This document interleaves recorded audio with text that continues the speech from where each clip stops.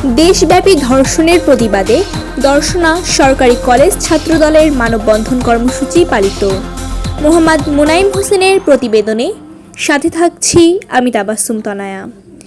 দেশব্যাপী নারীদের বিরুদ্ধে সহিংসতা, নিপীড়ন, ধর্ষণ, অনলাইনে হেনস্থা এবং আইন শৃঙ্খলা পরিস্থিতির সার্বিক অবনতি, বিচারহীনতার প্রতিবাদে দর্শনা সরকারি কলেজ ছাত্রদলের উদ্যোগে মানববন্ধন কর্মসূচি পালিত হয়।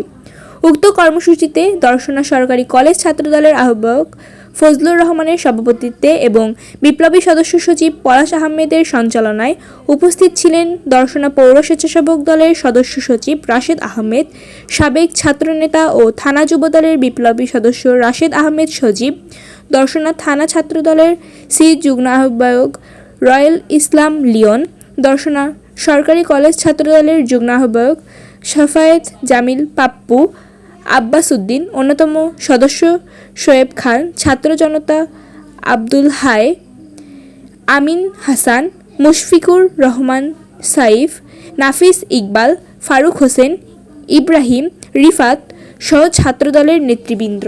ছাত্রদল কর্তৃক আজকের এই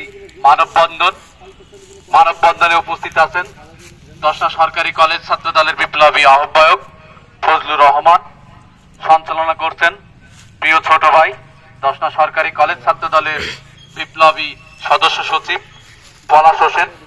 এছাড়াও দর্শনা সরকারি কলেজের যুগ্ম আহ্বায়ক সদস্যবৃন্দ ও সাধারণ শিক্ষার্থীরা উপস্থিত আছেন।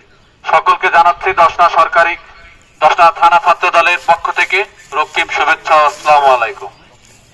প্রিয় বন্ধুগণ, আজকে যে মানববন্ধনে আমরা দাঁড়িয়েছি